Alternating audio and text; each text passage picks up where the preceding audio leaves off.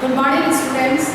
BEd first year के paper first childhood and growing का बाल्यावस्था वृद्धि विकास के अंतर्गत हम व्यक्तिगत भिन्नता जो हमारी यूनिट थी हम उसके बारे में अध्ययन कर रहे थे, यानी कि 5th यूनिट में व्यक्तिगत भिन्नताओं के बारे में अध्ययन हम कर रहे थे।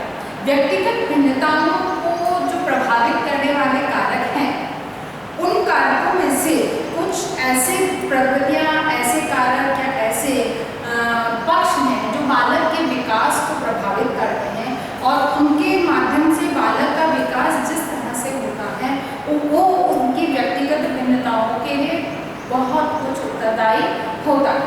तो हम इससे पहले हमने पलायनवादी, दलितवाद, जनजातीय समूह आदि के बारे में अध्ययन कर चुके हैं। आज हम प्रारंभ कर चुके थे वो संयुक्त परिवार का बालक के विकास पर प्रभाव हम पढ़ रहे हैं।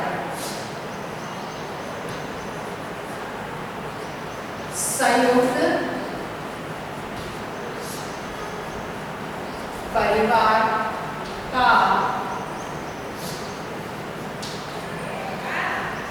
बालक के विकास पर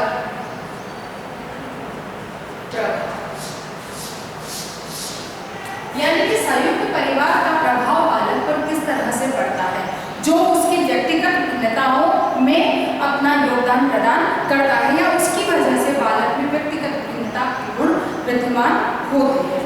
तो हम इसमें कुछ बातें हम देख चुके थे कि संयुक्त परिवार क्या है, उसके विघटन के कारण क्या है, यानी कि हम 2 पॉइंट्स हम पहले देख चुके थे।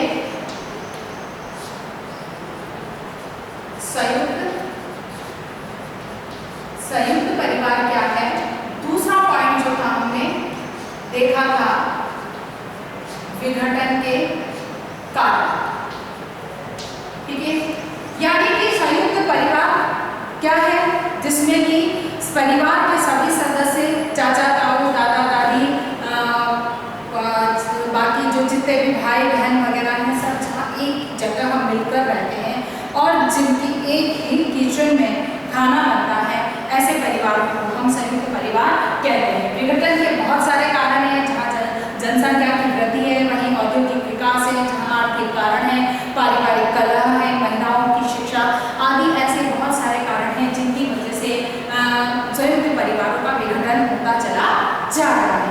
आज हम देखेंगे कि संयुक्त परिवार का बालक की शिक्षा पर प्रभाव या संयुक्त परिवार और बालक की शिक्षा। संयुक्त परिवार व बालक की शिक्षा।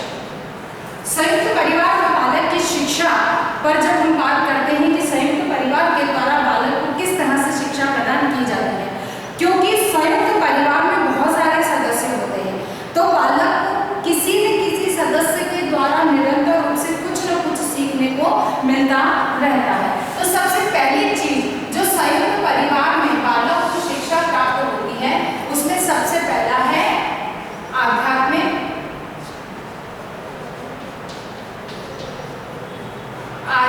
व नैतिक। आध्यात्मिक व नैतिकता की शिक्षा बालक को प्राप्त होती है, यानी कि बालक को परिवार के माध्यम से, क्योंकि विद्यालय के पाठ्यक्रमों के अंतर्गत बालकों को धार्मिक शिक्षा या आध्यात्मिक शिक्षा देने का प्रावधान नहीं है, तो ऐसे में ये आध्यात्मिक संस्कार बालक को कहाँ से प्राप्त होंगे, वो परिवार के माध्यम से, परिवार के बड़े बुजुर्गों के माध्यम से बालकों को आध्यात्मिक शिक्षा प्रदान की जाती है। साथ ही परिवार के सदस्यों के द्वारा जब संयुक्त रूप से रहते हैं तो वहाँ पर स्वतः ही नैतिक संस्कारों का विकास बालक में होता चला जाता है कि बड़ों का सम्मान करना है, छोटों को प्यार देना है, किस तरह से परिवार के सदस्यों का आदर सम्मान करना है, किस तरह से उनसे बातचीत करनी है और ईमानदारी, दया, प्रेम आदि के संस्कार स्वतः ही इन संयुक्त परिवारों में बालक को हस्तांतरित होते रहते हैं। दूसरी चीज है, दूसरा आ जाता है जीवन समायोजन की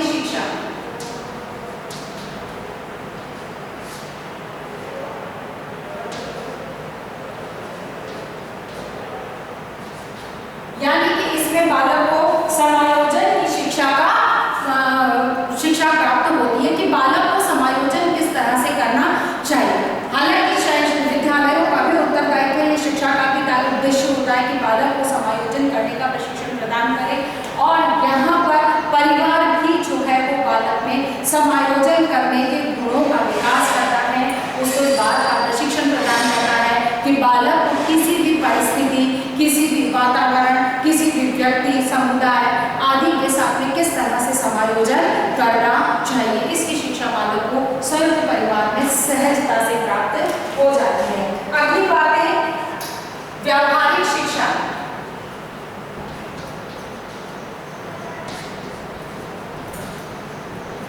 बालक को व्यावहारिक शिक्षा यानी कि एक जो सैद्धांतिक रूप से जिस ज्ञान को वो प्राप्त करता है उसको व्यवहारिक रूप में किस तरह से उपयोग में लाया जाता है, इसकी शिक्षा बालक को परिवार के माध्यम से प्राप्त होती है। और बालक व्यावहारिक रूप में हर कार्य को किस तरह से करना चाहिए इसकी शिक्षा प्राप्त करता है। अगली बात जो आती है यहाँ पर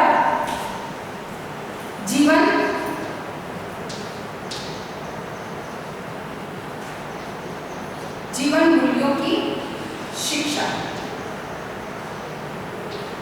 कि मनुष्य को एक अच्छा जीवन जीने के लिए जीवन मूल्यों की शिक्षा प्राप्त करना बहुत अनिवार्य है, या बालक इन जीवन मूल्यों का होना बहुत अनिवार्य है, क्योंकि इन जीवन मूल्यों के बिना व्यक्ति अपने विकास या बालक अपने व्यक्तित्व का विकास नहीं कर सकता है। एकदम कहा जाए कि एक अच्छे व्यक्तित्व का निर्माण नहीं कर सकता है।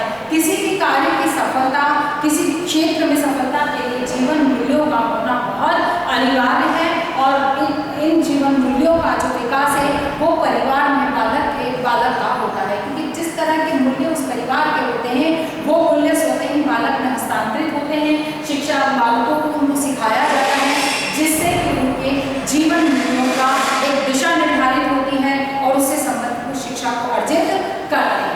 अगली बात जो आती है इसके अंदर नेक्स्ट पॉइंट है अच्छी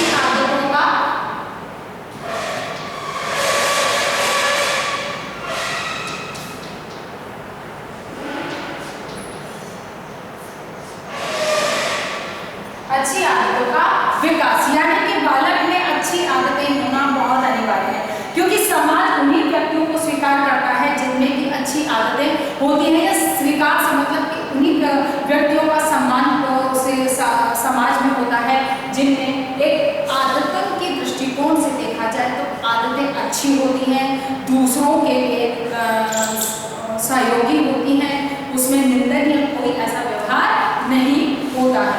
तो इसकी शिक्षा भी बालक को परिवार में बहुत आसानी से और सहजता से प्राप्त होती है। अगली बात आती है पारिवारिक सहयोग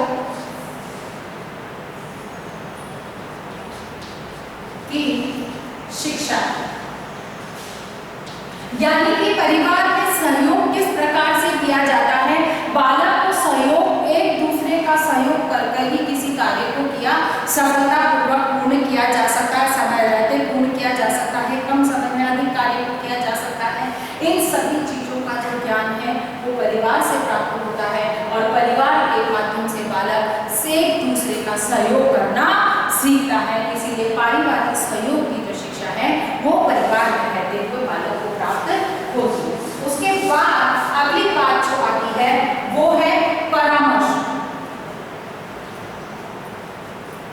बालक को किसी भी प्रकार के परामर्श की आवश्यकता होती है तो वो आसानी से परिवार में प्राप्त हो जाता है, क्योंकि परिवार में एकल परिवारों में बालक को परामर्श केवल एक या दो माता या पिता के माध्यम से प्राप्त होता है, जबकि संयुक्त परिवार में बहुत सारे सदस्य होते हैं और सभी का उसे परामर्श प्राप्त होता है, जो उसके जीवन को व्यक्तित्व के विकास में, जीवन को दिशा प्रदान करने में महत्वपूर्ण सहयोग प्रदान करता है। इसीलिए परामर्श की और किस तरह से परामर्श दिया जाता है, एक तरह से बालक स्वयं भी परामर्श प्राप्त करता है, दूसरा परामर्श देने की प्रक्रिया को भी वो सीखता है। अर्थात दोनों चीजें यहाँ पर बहुत सहजता से प्राप्त होती है।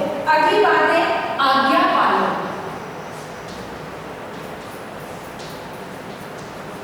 बालक आज्ञा पालन करना सीखता है, क्योंकि परिवार के अंदर हर बड़े सदस्य की आज्ञा का पालन करना, अन्य छोटे सदस्य हैं तो उनके कार्यों में सहयोग करना आदि जो गुण है इसका विकास इसमें संयुक्त परिवार की शिक्षा के माध्यम से बालक को प्राप्त होता है। और अंतिम बात है जीविकोपार्जन की शिक्षा।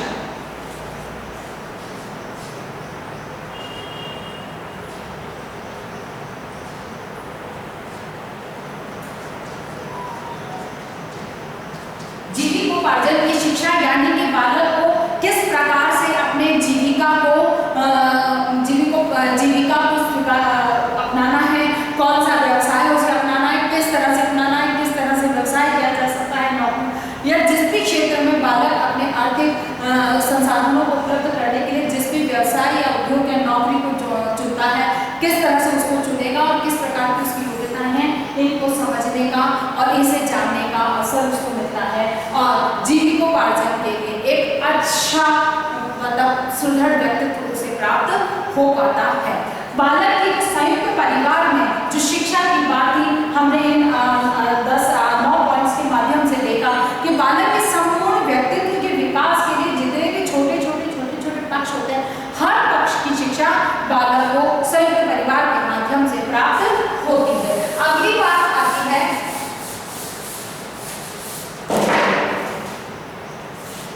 बालक का संरक्षण और पालन पोषण।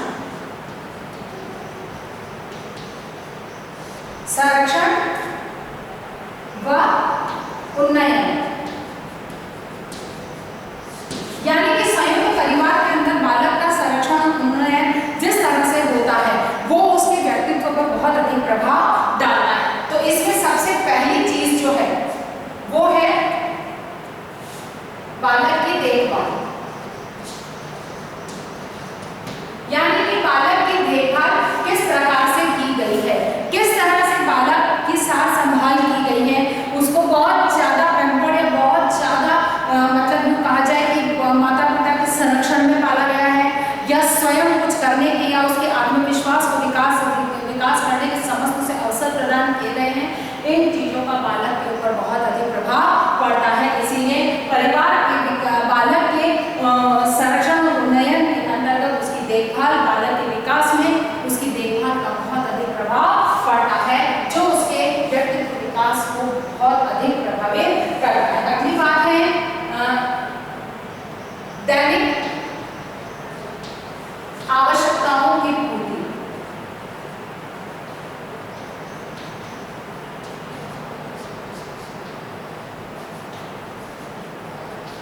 यानी कि बालक की जो दैनिक आवश्यकताओं की पूर्ति, रोटी कपड़ा मकान आदि, इन परिवार के माध्यम से ही उसे बहुत आसानी से क्या कहा जाए कि उसे बिना किसी मेहनत या स्ट्रगल के उसे आसानी से प्राप्त होती है।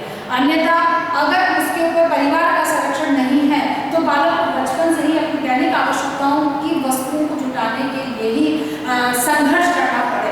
उससे परिवार के माध्यम से बालक इस संघर्ष से बच सकता है और जब उसे ये चीजें सहजता से प्राप्त होती है तो उसे अपने विकास के बहुत सारे अवसर प्राप्त होते हैं। तीसरी बात जो आती है वो शारीरिक स्वास्थ्य एवं विकास,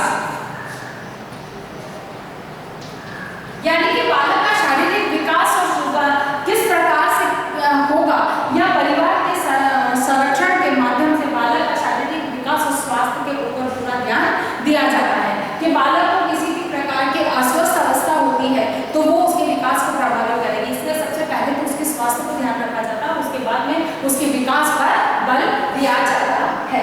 चौथी बात आती है स्नेह पूर्ण पालन पोषण। बालक को स्नेहपूर्ण पालन पोषण प्राप्त होता है तो वो दूसरों के प्रति भी स्नेह, आदर, सम्मान की भावना सीख पाता है। अतः उसका परिवार के संरक्षण और उन्नयन में बालक में स्नेहपूर्ण जो प्रवृत्ति है उसका विकास होता है। फिर बात में है बचत एवं विनिमय के गुणों का विकास, यानी कि बालक में बचत करनी चाहिए, किस तरह से बचत की जाएगी और किस प्रकार से उसको विनिमय करना चाहिए, किस तरह से मित्रतापूर्ण व्यय करना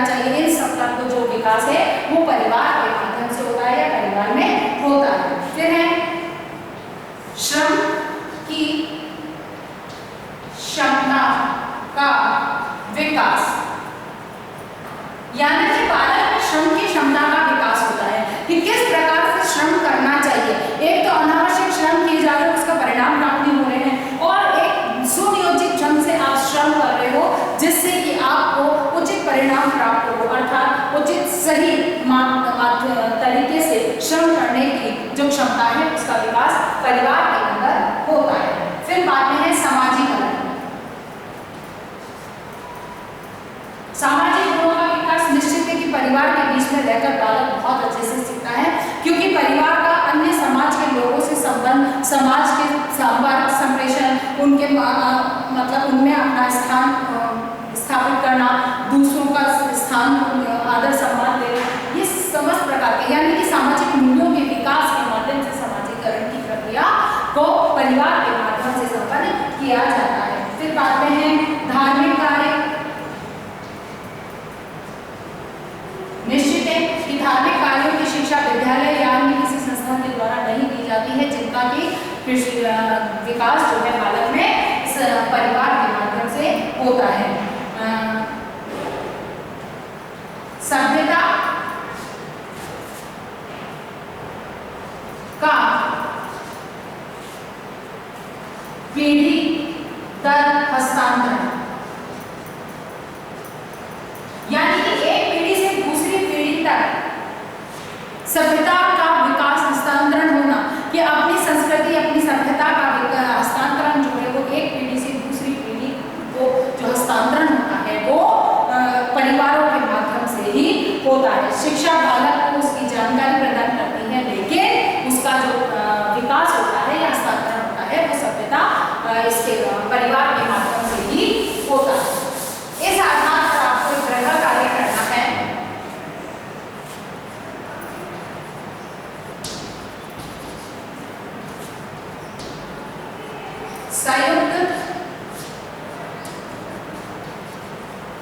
संयुक्त परिवार का बालक के विकास में सहयोग को स्पष्ट कीजिए। संयुक्त परिवार का बालक के विकास में सहयोग को स्पष्ट कीजिए। आपको इस प्रश्न को हल करना है। अपनी बात को समाप्त करते हुए और कोविड-19 के इस वैश्विक